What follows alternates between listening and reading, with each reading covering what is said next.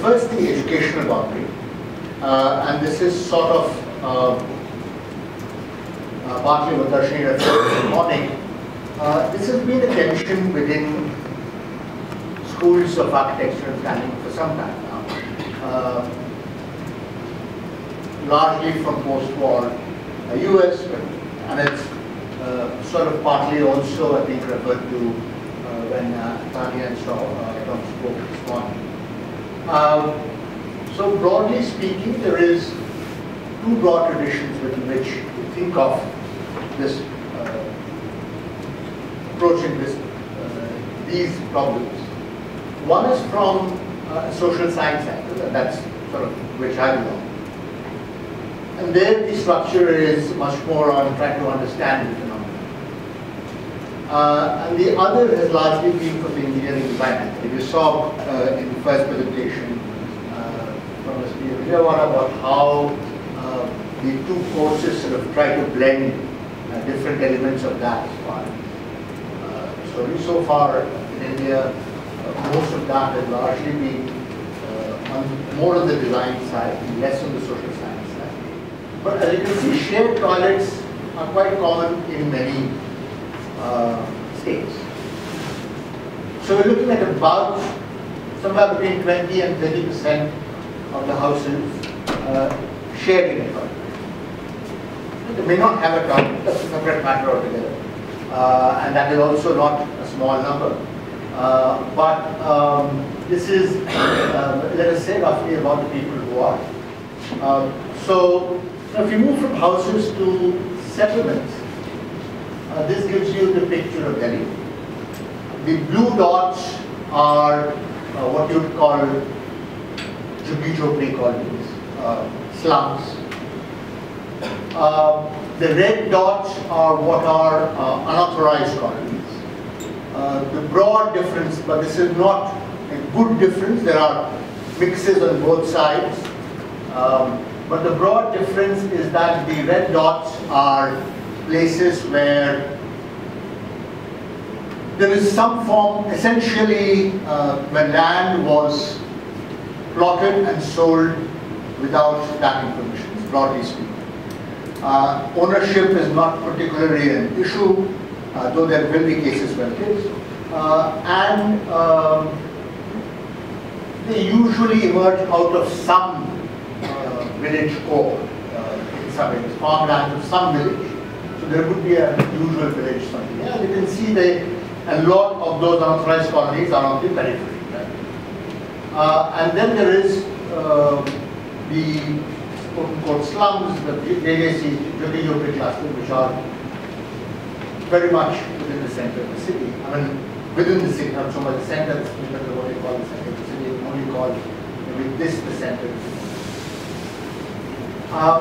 And here is where I would like you to concentrate a little hard, and I should have done this better, but this gives one estimate, and I'll tell you how odd that estimate is, of the various types of settlements in there. And those various types are jhuggi-jhopri colonies, as I said. There are regularized, there's unauthorized colonies. There's regularized unauthorized colonies which were unauthorized and subsequently become authorized. There are resettlement colonies to which people have been resettled, and there will be urban villages, and there will be rural villages. And then there are the planned colonies. And the planned colonies account for roughly about 1/4 of the population. Now, do we or do we not consider all of these formal or informal? Is the question. Yeah. And that's what, when we talk about informal, I heard throughout the day people really, I do it often myself, so it's not meant as a commentary, but it is often, for us, we have to be careful not to conflate the term slum and informal, because neither is, definitely informal is much more than the slum. In fact, even in those planned colonies that I mentioned, I would find, I think, most houses would have violations of building bylaws of some kind. Right? In fact, when we were looking to buy a house in Delhi, I was not able to find a house which had a completion certificate. It's not there, right?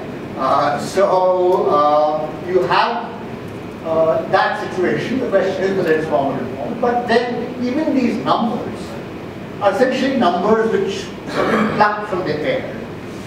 Because since there's been a lot of talk about unauthorized colonies lately in Delhi, that number, which in that estimate is about 5%, and in the official website which deals with the entire list of, I think now about 1,800 such colonies in Delhi, that number is roughly about 3 million people, roughly about 21%. Right? So it depends. So even on those numbers, we really don't have clarity. Obviously, if that is 21%, all these other numbers will have to change in some fashion. So that's one part of the story that we can think of.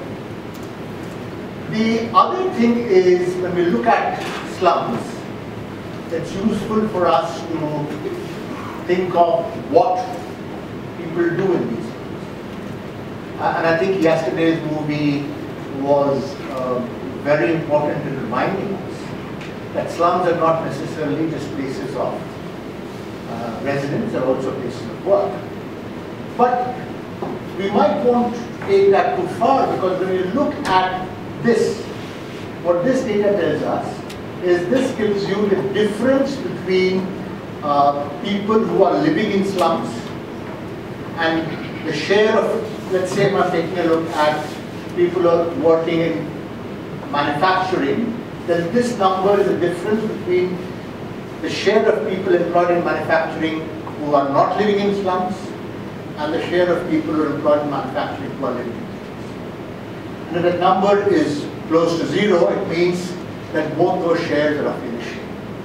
If 30% people who work in manufacturing who are not in slums, then roughly 30% people are living in slums also. The pink number is separated out Mumbai, because Mumbai is actually very different from the rest of the cities. So it's got a special place in there. But otherwise, as you can see, in some places, government services, obviously, the number living in slums is less, not that much less. And then, if you're looking at construction, people in slums are more. Social services or modern services. Social services is also less. Modern services, which is finance, real estate, IT, etc. That's where the slum people don't seem to have an entry at this point in time.